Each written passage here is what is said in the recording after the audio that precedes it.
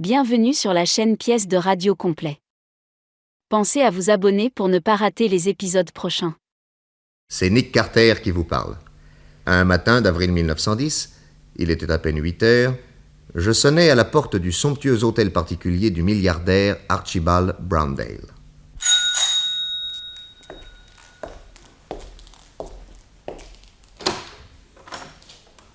Monsieur Carter, je suppose. Oui, Monsieur David Atkins vient de me téléphoner. Il vous attend au salon.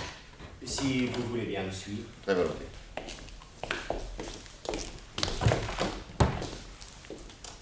Monsieur Atkins, voici Monsieur Carter. Ah, excusez-moi, mon cher ami, de vous avoir arraché du lit. Et merci d'être venu si vite. Je vous en prie. Restez, James, vous n'êtes pas de trop. Mon cher Carter, permettez-moi de vous présenter James Bradford, le secrétaire particulier de mon pauvre ami Browndale. Mais pourquoi pauvre? Il est arrivé quelque chose à Browndale? Hélas. Enfin, vous pensez bien qu'il a fallu un événement grave pour que nous nous trouvions ici, dans ce salon, à 8 heures du matin. Oui, bien sûr. Quand nous nous sommes quittés hier soir, après le concert Marie Delna, je ne croyais certes pas vous revoir si tôt. Que s'est-il passé? Asseyez-vous. Le mieux, je crois, est de reprendre du début. James, nous vous écoutons. Je pense, Monsieur Carter, que vous connaissiez Monsieur Browndale. Oui, bien sûr. La cinquantaine, une belle santé, une inlassable activité. Et une grande intelligence qui lui a permis de réaliser dans la finance une fortune considérable. J'aimais beaucoup Monsieur Browndale. Malgré un caractère difficile, il était capable d'une grande sensibilité. Bref, hier soir, à 10 heures, je lui ai souhaité une bonne nuit, dans sa chambre qui se trouve au rez-de-chaussée. Il était au lit, et j'ai éteint moi-même l'électricité. Puis je suis monté au premier, où nous avons notre chambre. Ma femme remplit ici les fonctions de gouvernante. C'est elle qui dirige la maison. Et Browndale, vous le savez, vivait séparé de sa femme depuis longtemps déjà. Vers 2 heures du matin, voilà qu'Edith me réveille. James, tu n'as pas entendu? Non? Quoi? On aurait dit que des gens se battaient en bas. Oh, tu as eu un cauchemar. Mais non, je t'assure. Oh, alors c'est Monsieur Browndale qui est allé dans la bibliothèque et qui aura heurté un meuble. Mais non, il y a au moins 2 hommes. Ils chuchotaient. Oh, James, j'ai peur. Non, je vais voir. Non, reste ici. S'ils allaient te faire du mal. Oh, ne dis pas de bêtises. Je prends mon revolver. Oh mon Dieu, s'ils allaient te tuer. Tais-toi. Tu vas finir par me fiche la frousse. Moi, je vais allumer. Non, surtout pas. Je reviens tout de suite.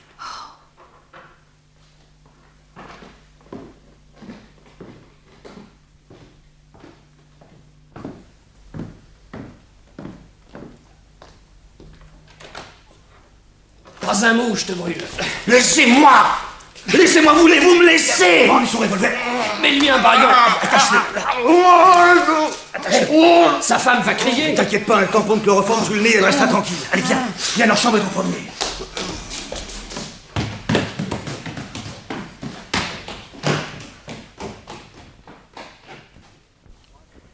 J'ai mis 3 heures à me délivrer de mes liens. J'étais épuisé. Je suis remonté jusqu'à notre chambre. Ma femme m'avait été chloroformée par les bandits. J'ai eu beau la secouer après avoir ouvert la fenêtre, rien à faire. J'ai pensé que peu à peu l'air du matin la réveillerait. Il était 5 heures. Je suis descendu voir si M. Browndale avait entendu quelque chose. Ah, messieurs, c'était affreux. Le pauvre homme gisait sur le tapis de sa chambre, une large blessure au front. J'ai mis la main sur son cœur, il ne battait plus. Je suis sorti de la chambre en titubant et arrivé au pied de l'escalier, à bout de force et d'émotion, je me suis évanoui. Et ce sont les domestiques qui vous ont trouvé là? Non, j'ai repris connaissance vers 7 heures. Alors j'ai couru sonner chez M. Atkins, qui habite en face. M. Browndale m'avait toujours recommandé d'aller le chercher au cas où il lui arriverait quelque chose. M. Atkins est venu aussitôt avec moi. Vous vous êtes peut-être trompé, James. Mon pauvre ami n'est peut-être qu'évanoui. Puissiez-vous dire vrai, M. Atkins, mais vous allez vous rendre compte vous-même. C'est ici. Allons, James, ne tremblez pas comme ça. Laissez-moi entrer. Oh, c'est tellement impressionnant. Mais, James, où est le corps? Mon Dieu, il a disparu. Vous avez eu un cauchemar, mon vieux. Mais non, monsieur, je vous jure. D'abord, vous voyez bien qu'il n'est plus dans son lit. Et puis regardez. Oh, c'est horrible. Cette marque de sang. Les assassins seraient revenus pour enlever le cadavre? Sûrement. Alors ils l'ont fait pendant que vous étiez évanoui. Mais pourquoi? Dans quel but? Regardez, monsieur, il y a des traces de sang qui indiquent qu'ils ont traîné le corps. Oui, dans cette direction. Vers le jardin. Ils ont dû sortir par la porte de derrière. Le téléphone est dans le bureau, je crois. Oui. Vous voulez appeler la police? Je veux d'abord demander à mon ami Nick Carter de venir. Oui, c'est une bonne idée. Venez par ici, monsieur.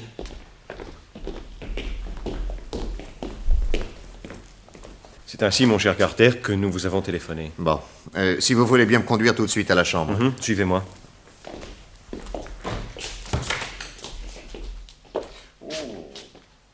Il y a eu ici une lutte acharnée. Monsieur Browndale a dû se défendre avec la dernière énergie. Voyez ici cette flaque de sang. Oui. Et puis ces empreintes qui sortent de la chambre pour se diriger par le couloir vers le jardin qui se trouve derrière la maison. Oui, voyons ça. Ah oui. Oui, on voit nettement les marques des talons de la victime que les bandits ont dû traîner par les épaules. Oh, messieurs, cette flaque de sang près de la porte du jardin. Oui. Les meurtriers se sont sans doute reposés là pendant un moment avec le cadavre. Non, je ne crois pas. Comment, vous ne croyez pas? Non, il y a lieu de remarquer qu'entre la flaque de la chambre et le seuil de cette porte, il n'y a pas une seule goutte de sang. Il y en aurait certainement eu si un corps saignant abondamment avait été traîné par les épaules jusqu'ici. Dans le cas d'une blessure grave, le sang ne cesse pas de couler. Il n'y a ni à-coup ni interruption soudaine. Conclusion? Eh bien, je serais étonné que ce sang provienne de la blessure de la victime. D'où viendrait-il alors? Ah, ça... Cela reste à déterminer. Bon, voyons si nous trouvons encore du sang dans le jardin.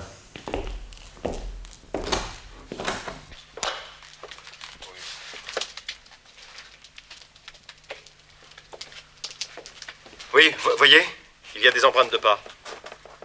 Et des taches de sang à intervalles plus ou moins réguliers. Tiens, ici, il n'y a plus de gouttes de sang. Mais on voit très nettement les marques d'une brouette avec laquelle on a transporté le corps jusqu'à cette porte là-bas. Oui, au bout du jardin. Ah bah oui, vous voyez, là. La roue de la brouette a fortement marqué le sable. Ah, et devant la porte, tenez, regardez, voici la brouette. Elle est pleine de sang. Qu'est-ce qu'ils ont fait du corps? Ah, ils l'auront sorti du jardin, parbleu. Qu'y a-t-il derrière ce mur? La route, puis l'Hudson. Oui, allons voir. Ah, la serrure de cette porte a été forcée. Regardez, il y a une traînée de sang qui traverse la route. Oui. Venez vite! Il y a une flaque rouge au bord de l'eau. Pour moi, ils ont jeté le cadavre dans la rivière. Certainement. Oh mon Dieu. Non, j'en suis moins sûr que vous. Pourquoi? Supposons que les assassins aient eu intérêt à la mort de votre ami. Voulez-vous me dire pourquoi ils se seraient ingéniés, une fois leur crime commis, à faire disparaître le cadavre de façon aussi compliquée? Il n'était peut-être pas tout à fait mort. Ils n'auront pas osé le laisser là, de crainte d'être dénoncés par lui. Non, ce raisonnement ne tient pas. Si Browndale n'est pas mort du premier coup, qu'est-ce qui a empêché les assassins de continuer à le frapper jusqu'à ce que mort s'en suive? Enfin, n'était-ce pas plus simple que de courir les risques d'emmener un corps en laissant une piste qui frapperait un aveugle? Oui, évidemment. Pour moi, ces traces de sang ne prouvent pas du tout que votre ami a été traîné à travers le jardin. Si les bandits ont voulu le faire croire, on peut affirmer avec certitude qu'ils ont en réalité agi tout différemment. C'est possible, en effet.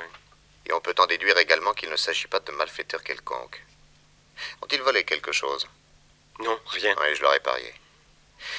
Voyez-vous, ils se sont ingéniés à cette mise en scène avec tous les risques que cela comporte, parce qu'ils en espèrent certainement un gain autrement plus important qu'un simple cambriolage. Vous croyez? Oui, rentrons.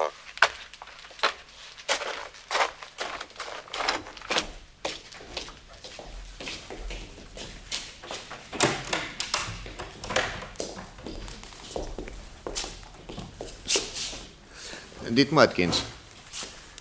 Monsieur Browndale vivait séparé de sa femme depuis combien d'années? 16 ans. Qu'est-ce qui a déterminé cette rupture?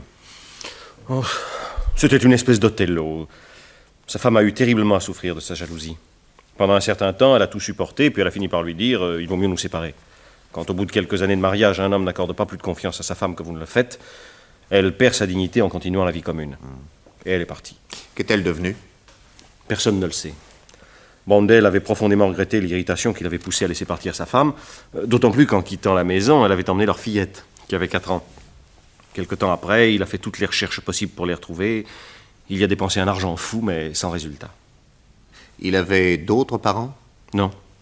Ses seuls parents et héritiers sont sa femme et sa fille. Mais vivent-elles encore? Oui, elles sont donc les seules à avoir intérêt à sa mort. Naturellement. Croyez-vous que Brownell ait fait un testament en leur faveur? Oh, sans aucun doute. Et venez vous reposer dans le salon. Oui, volontiers, ne fait pas chaud ce matin. Je vais vous faire servir une tasse de café, messieurs. Merci.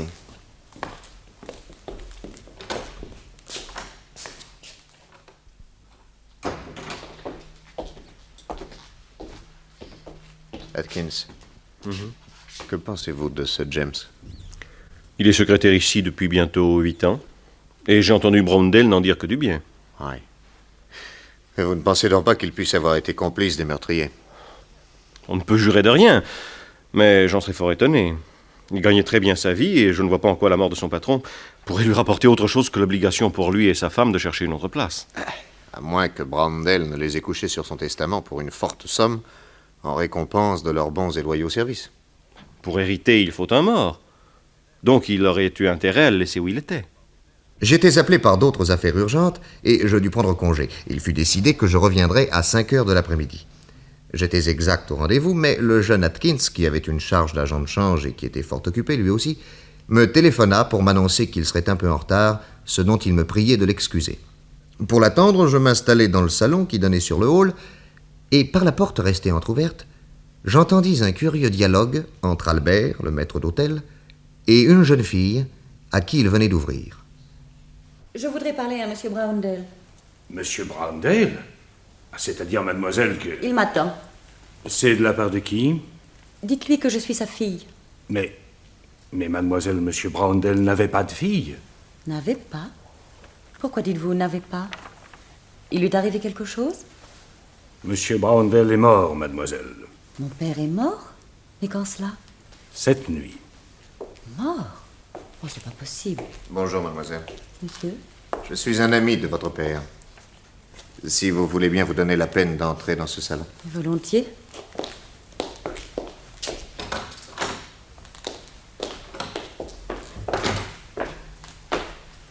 Pourriez-vous me dire, monsieur, de quoi mon père est mort? Il a été assassiné. Assassiné? Par qui? Pour le moment, on l'ignore. Mais je ne pense pas que le criminel court longtemps. On l'a tué pour le voler? Ou bien avait-il des ennemis? C'est ce que nous saurons bientôt. Maintenant, me permettez-vous une question? Je vous en prie. La fille unique de M. Brownell l'a quitté quand elle avait 4 ans. Depuis, personne ne l'a jamais revue. Vous vous dites sa fille, mais sur quoi vous appuyez-vous pour l'affirmer? Sur le contenu d'une lettre que mon père m'a envoyée il y a quelques jours. Ah. Avant d'avoir reçu cette lettre, connaissiez-vous les liens de parenté qui vous unissaient à M. Brownell? Non. Puis-je prendre connaissance de cette lettre? Non. Pourquoi? D'abord parce que ça ne vous regarde pas. Ensuite, M. Brownell étant mort, ma présence ici devient inutile. Bien que dans sa lettre, il déclare expressément que je suis sa fille, pour rien au monde, je ne voudrais faire valoir mes droits. Les raisons? Je n'ai aucune envie d'affronter les mufleries de ces hommes sans égard qu'on appelle des avocats. Ils ne respectent même pas les sentiments les plus sacrés. Je suis habillée pauvrement, soit, mais je suis plus riche de délicatesse et d'honnêteté que tous ces gens-là. Mais c'est tout à votre honneur, mademoiselle. Vous ne pouvez cependant pas renoncer à vos droits légitimes. L'héritage de M. Brownell... Ce ne sera certainement pas la fortune de mon père qui me fera changer d'avis. Quel âge avez-vous? 20 ans. Vous êtes bien jeune pour décider de questions aussi graves sans prendre conseil d'une personne compétente. Si vous y consentez, je serai très heureux de vous aider de mon expérience. Je vous remercie, monsieur. Mais la vie m'a donné trop rapidement, hélas, l'expérience que l'on acquiert généralement qu'avec les années. J'ai appris à me conduire seule, et je me dirige très bien sans chaperon. Comme vous voudrez. Cependant, il pourrait être de votre intérêt de me montrer la lettre que vous dites avoir reçue de M. Brownell. Mon intérêt? En quoi? Oh, c'est pas difficile à comprendre. On pourrait, par exemple, trouver étrange votre apparition dans la maison d'un milliardaire dont vous prétendez être la fille, juste au moment où il vient d'être assassiné. Franchement, ne donneriez-vous pas raison à celui qui y trouverait quelque chose de suspect? Mais monsieur, un pareil soupçon serait une infamie. Ah, bien des gens, hélas, ont été pendus sur des indices plus fragiles que celui-là. Mais enfin, j'ignore tout de ce crime. Encore faudrait-il le prouver. Vous n'avez guère montré d'émotion quand le maître d'hôtel vous a annoncé la mort de votre père. En général, Une fille fait preuve d'un peu moins de froideur. Oh, je sais bien que le monde, qui a tant de cœur, me reprochera de ne pas avoir sangloté à la mort d'un homme que je n'ai pas connu, et dont la conduite envers ma mère a été aussi cruelle qu'injuste. À propos, actuellement, où se trouve madame votre mère? Je ne sais pas.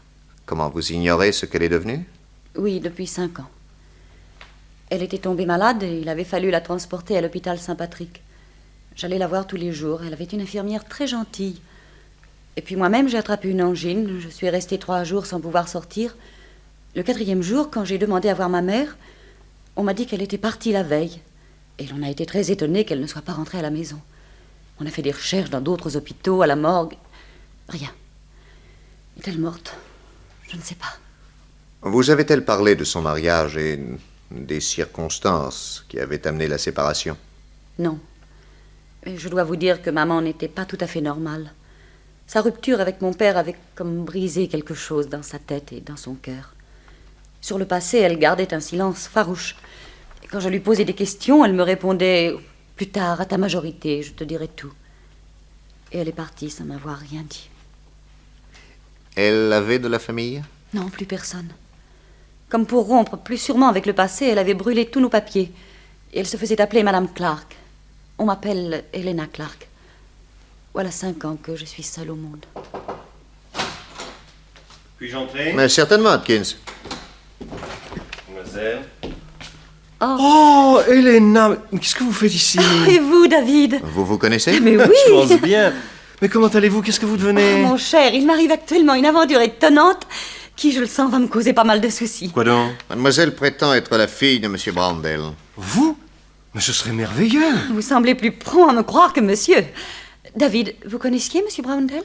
Il me traitait comme son fils, et je l'aimais comme un père. Oh, alors là, je crois rêver. Bon, si nous redescendions sur Terre.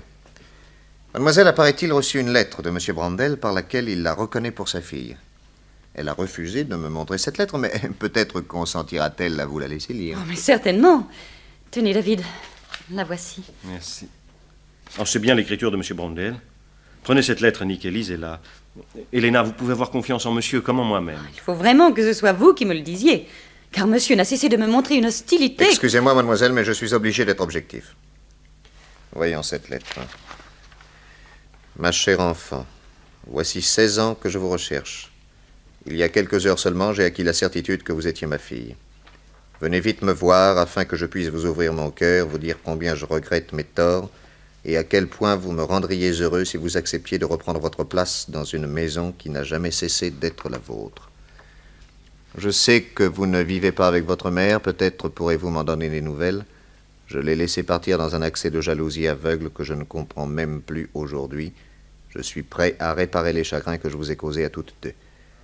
Au cas où vous croiriez pouvoir me pardonner, hâtez-vous, ma chère enfant, d'accourir auprès de votre malheureux père, signé Archibald Browndel. Atkins, c'est bien son écriture? Oh, sans aucun doute. D'ailleurs, vous trouverez dans son bureau de nombreux documents écrits de sa main. Ah, j'y vais. Je pense que James doit s'y trouver. Excusez-moi. Je vous en prie. Dites-moi, James, que pensez-vous de cette lettre? A-t-elle été écrite par M. Brandel?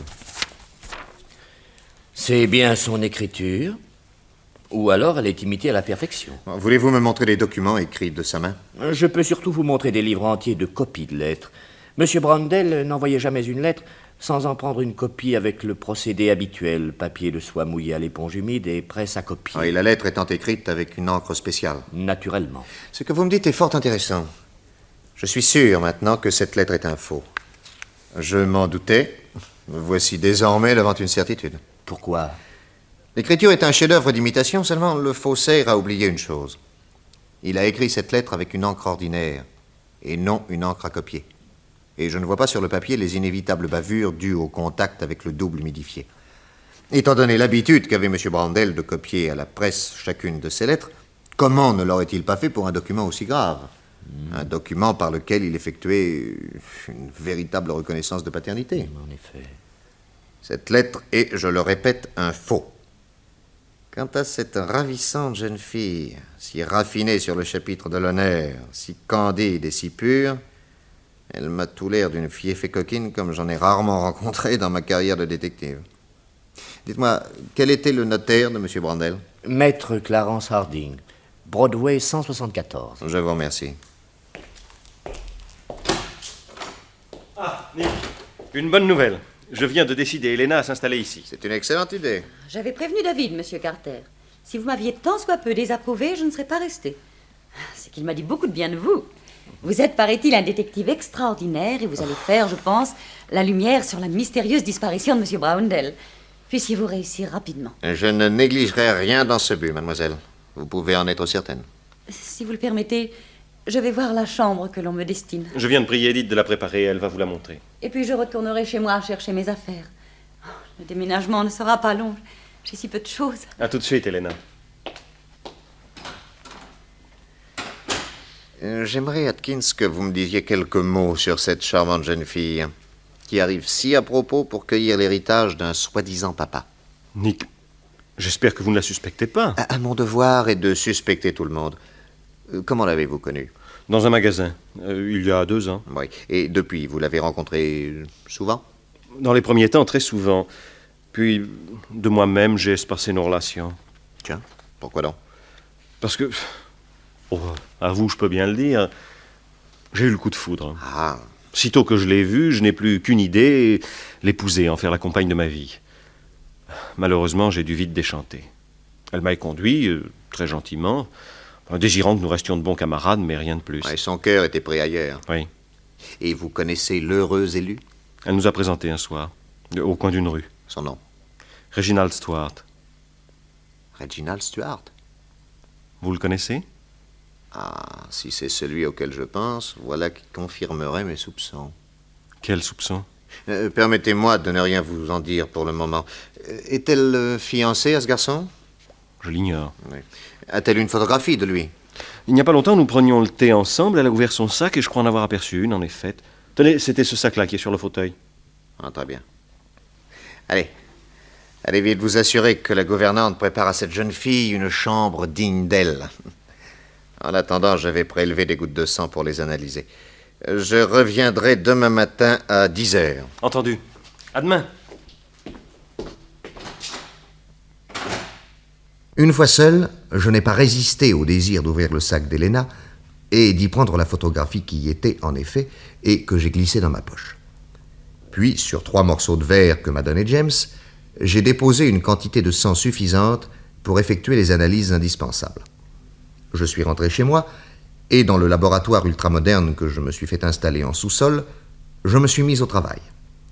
Le sang répandu dans la chambre du milliardaire Browndell et dans son jardin jusqu'à l'Hudson était bien du sang humain. Je montrai la photographie de Reginald Stuart à mon fidèle collaborateur Patsy. « Oh, mais je connais ce type-là. Mais c'est Reginald Stuart. Ah, toi aussi tu le reconnais? C'est un des plus dangereux bandits de New York. Il a été certainement dans le coup de la banque Morgan. Beau garçon, beau parleur, très bien élevé, élégance discrète, visage sympathique, qui respire la franchise et l'honnêteté. De première force, le gars. Oui, et toutes les filles doivent en être folles. Toutes! Mais dans le milieu, d'après nos indicateurs, on le dit en ménage plus ou moins officiel avec une fille de 20 ans, une ravissante blonde aux yeux bleus. Blonde aux yeux bleus? Tu l'as vue? Non. Mais on dit qu'elle aussi respire l'honnêteté. Pour égarer les soupçons sur leurs moyens d'existence, il paraît qu'elle est demoiselle de magasin. Ah, décidément, cette fille est une des plus habiles comédiennes que j'ai jamais vues. Vous la connaissez? Oui. Elle va pas se payer ma tête longtemps. Je mis Patsy au courant de la situation qui, à l'analyse, était loin d'être claire. Si Helena voulait hériter de Browndale assassiné par son amant, le cadavre était indispensable. Dans ce cas, pourquoi l'avoir fait disparaître? Tant que l'état civil n'aurait pas rendu le décès officiel, aucun héritage n'était possible. Alors, le lendemain matin, je passai chez le notaire, puis j'allai à la maison du crime. Ce fut Helena qui m'ouvrit. Bonjour, monsieur Carter. Bonjour, mademoiselle. Avez-vous bien dormi? Non, mal, après toutes ces émotions.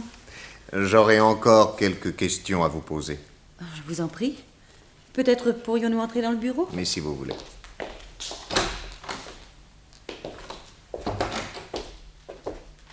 Asseyez-vous. Merci.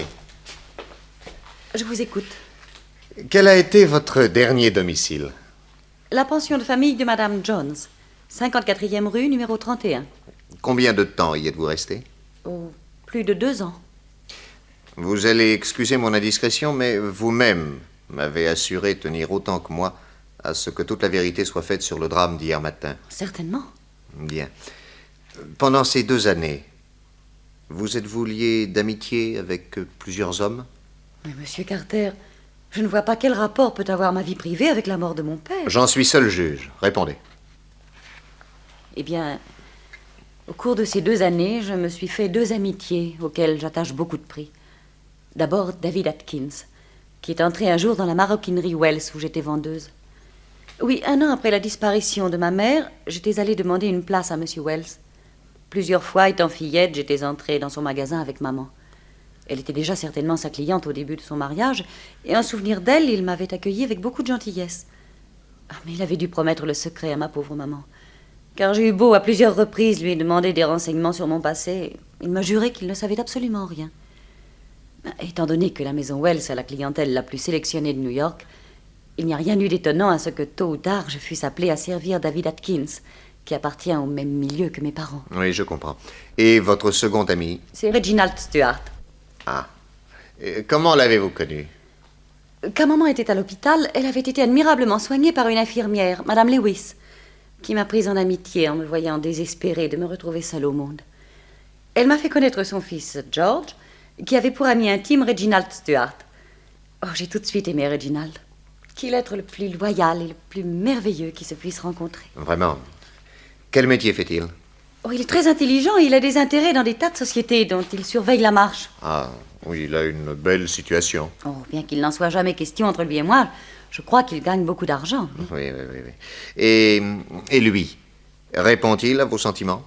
Oui, nous devons nous marier. Vous le voyez souvent? Oh, malheureusement, non.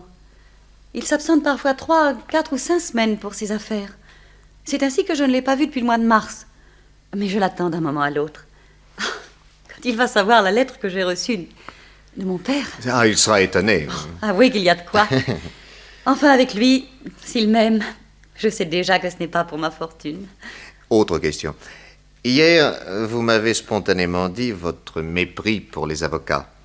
Vous avez déjà eu affaire aux tribunaux? Moi, personnellement, non. Mais dans ma pension de famille, il y avait une pauvre femme qui avait intenté un procès au sujet d'un héritage dont elle avait été frustrée par des cousins indélicats. Ah, oui. Je l'ai accompagnée à plusieurs reprises au tribunal, et chaque fois, j'en suis revenue parfaitement écœurée. Je vous remercie.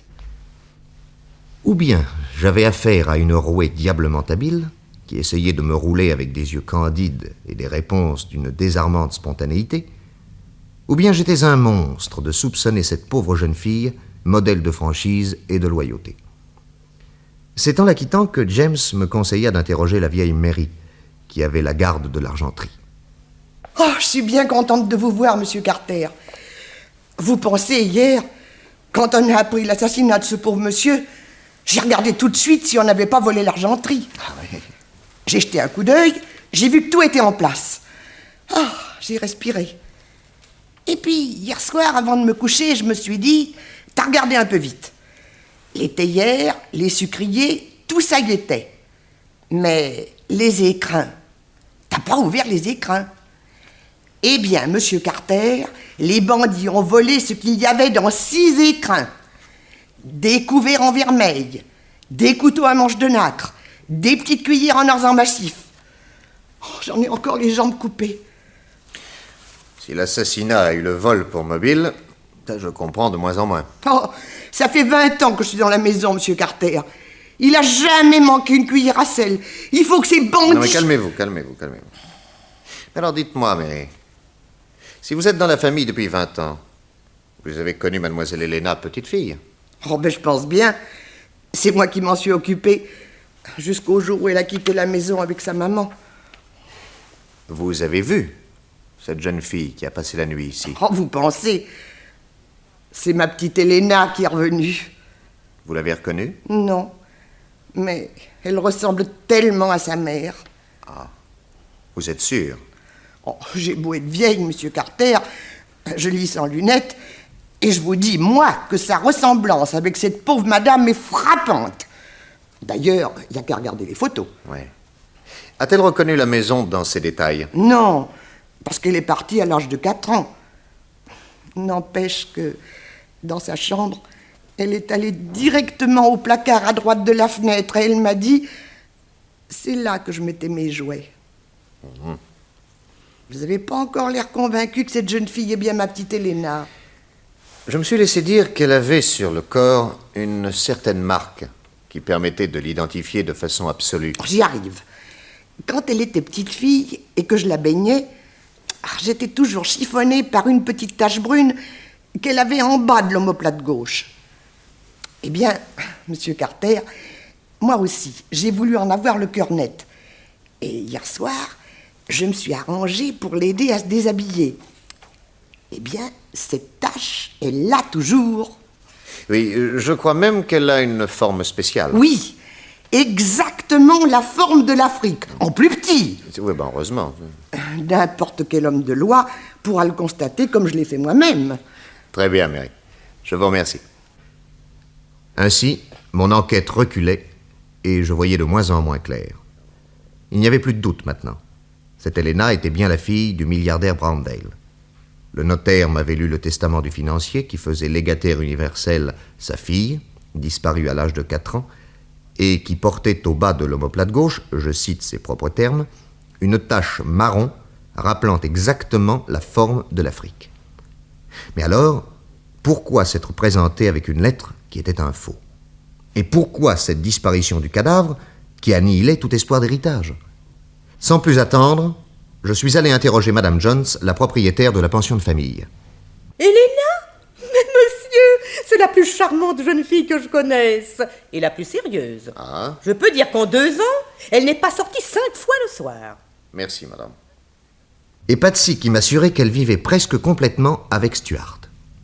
Tout s'effondrait. Il fallait reprendre l'enquête à zéro, mais par quel bout? Stuart, pas de domicile fixe. Il y avait bien l'infirmière de l'hôpital Saint-Patrick, cette Madame Lewis dont le fils était l'ami de Stuart. Je vais à l'hôpital et le directeur me donne confidentiellement son adresse.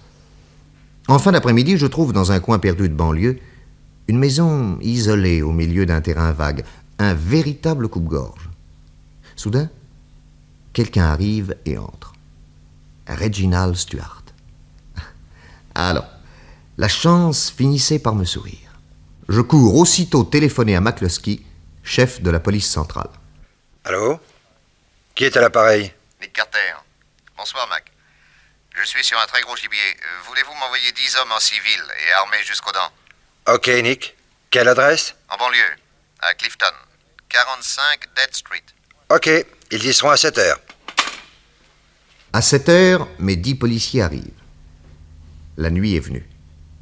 Ils entourent la maison, prêts à intervenir sitôt qu'ils entendront un coup de feu. J'ouvre la porte sans difficulté et, avec les ruses de Sioux que m'a apprises Buffalo Bill, je m'approche d'une pièce où parlent 4 personnes. Je me glisse dans la pièce voisine, je déplace légèrement le brise-bise d'une porte de communication vitrée et j'aperçois Stuart qui tient par le cou une ravissante blonde aux yeux bleus. Ce n'est pas Elena. Avec eux, il y a une femme et un garçon de 25 ans, Madame Lewis, et son fils George. Tu es toujours aussi jolie, ma Peggy, mais toujours aussi bête. Hein. Tu ne comprends rien. Enfin, je comprends que tu vas épouser ta riche héritière et que tu me laisses tomber. Mais pas du tout. Et Madame Lewis, dans tout ça, qu'est-ce qu'elle fait? Bah, elle a rien compris. Elle a rien compris du tout. Résumons. Il y a 5 ans, la mère d'Elena est hospitalisée à Saint-Patrick et c'est Madame Lewis qui la soigne. Tu comprends ça? Oui. Bon. Un jour, la malade se laisse aller à des confidences et dit à Madame Lewis qu'Elena est la fille unique du milliardaire Browndale. Tu me suis? Je te précède. Bon. Alors, Madame Lewis se dit, l'idéal serait de supprimer la maman et le papa et de marier mon fils George à la riche héritière. Quand la maman sort de l'hôpital, Madame Lewis et George kidnappent la mère d'Elena et l'envoient au fond de l'Hudson nourrir les poissons. Eh bien, c'est clair comme de l'eau de roche. Elena s'ennuie de ne plus voir sa maman et pour la distraire, Madame Lewis lui présente son fils George. Mais avec la gueule qu'il a, il ne pouvait pas lui plaire. Dis donc. Enfin, c'est vrai, oui ou non? Un jour, par contre, elle me voit et alors là, c'est le coup de foudre. Elle se met à m'adorer. Là, Maman Lewis et George, qui ne sont pas bêtes, changent leur fusil d'épaule et me proposent la combine. Je ferai la cour à Helena jusqu'à ce que je l'épouse, et je leur refilerai une commission, bien entendu. J'accepte la combine, et quand je serai marié avec Helena, je tire le gros, l'énorme chèque, et je file avec toi nous installer en Europe. Ça va? Ah, bien oui. Comme ça va. Oui, mais seulement il restait 2 choses à faire. Supprimer le papa et fournir à Helena la preuve qu'elle était bien sa fille.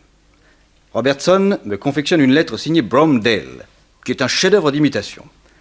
Je l'envoie par la poste à Helena, qui, grâce à ce papier, va faire valoir ses droits. Quant à supprimer le papa, ça a été fait l'autre nuit. Georges et moi, on l'a laissé mort, tout ce qu'il y a de plus mort. Et pour faire croire à un vol, on a fauché de l'argenterie. Et maintenant? Maintenant, il n'y a plus qu'à attendre. Helena va s'amener, elle produit la fausse lettre, il y a une vieille domestique qui sûrement va la reconnaître, d'autant plus qu'elle ressemble comme 2 gouttes d'eau à sa mère. Elle hérite, je l'épouse, et à nous le milliard. Ça dépend. Ça dépend. Ça dépend de quoi? Du mort. Mais comment ça, du mort? Ah oui, pour le moment, il n'y a pas de mort. On l'a laissé au pied du lit, il ne s'est pas envolé? Non. Mais moi, je suis revenu le chercher. Quoi? Quand tu m'as quitté à 3 heures du matin, moi, je suis revenu. J'ai chargé le corps sur mon dos et je l'ai déposé dans une voiture que j'avais amenée devant la maison. Puis je suis remonté, j'ai répandu un peu partout, dans la chambre, dans le jardin, jusqu'au bord de l'Hudson, du sang humain que ma petite mère a fauché au laboratoire de recherche de l'hôpital. Pourquoi faire? Pour égarer la police. Non, je te demande pourquoi tu as repris le mort. Pour te faire chanter. Quoi? Oui, j'ai planqué le mort. Il n'y a que moi qui sais où il est. Alors tu donnes du fric, sinon pas d'héritage. Tu plaisantes? Oh non. Pourquoi tu me fais ça? Parce que moi aussi, j'aurais très bien épousé une milliardaire. Et surtout celle-là. Alors, comme je ne peux pas, je veux une très belle indemnité. On s'était mis d'accord sur une commission. Oh, c'est pas assez. Mais qu'est-ce que tu veux? Je te rends ton mort et tu me refiles tout ce que tu as touché sur le coup de la banque Morgan. 300 000 $? Non mais t'es pas fou. Alors je garde le mort. Écoute, Georges. Écoute, rends-le-moi et je te donne 100 000 $ comptant. En fait, tu sais que tout le fric est là-haut dans une valise. Non, je ne laisserai pas filer mon mort à moins de 300 000. Et si je t'écrasais la tête? Je pourrais plus te dire où il est. Il faudrait que quelqu'un vous mette d'accord. Allez, moi, haut les mains! Nick Carter! J'ai dit haut les mains ou je tire! Mais... Allez, le nez au mur! Et pas un geste! Les menottes, vite! Allez, vache! Et maintenant, George Lewis, où est le cadavre de M. Brandel? Je sais pas! Et maintenant? Je ne sais pas! Mais vas-tu parler? Où est-il? Et dans la cave. Il y a une trappe, là. C'est là. Voilà, mes chers amis, comment s'est terminée cette sombre histoire. Et pensez que je faisais d'une pierre 2 coups, puisqu'au premier étage, j'ai récupéré les 300 000 $ volés à la banque Morgan. On a retrouvé dans la cave le corps de M. Brandel. Dès lors, son décès a été officiel et, quelques mois plus tard, Helena reconnut fille légitime du milliardaire, héritée de son papa. Au début de l'hiver, elle épousa David Atkins, et ils eurent beaucoup d'enfants. Je suis le parrain de la première, une jolie petite fille blonde aux yeux bleus, qui a, comme sa maman, au bas de l'omoplate gauche, une petite tache marron, mais celle-là, elle a la forme de l'Amérique.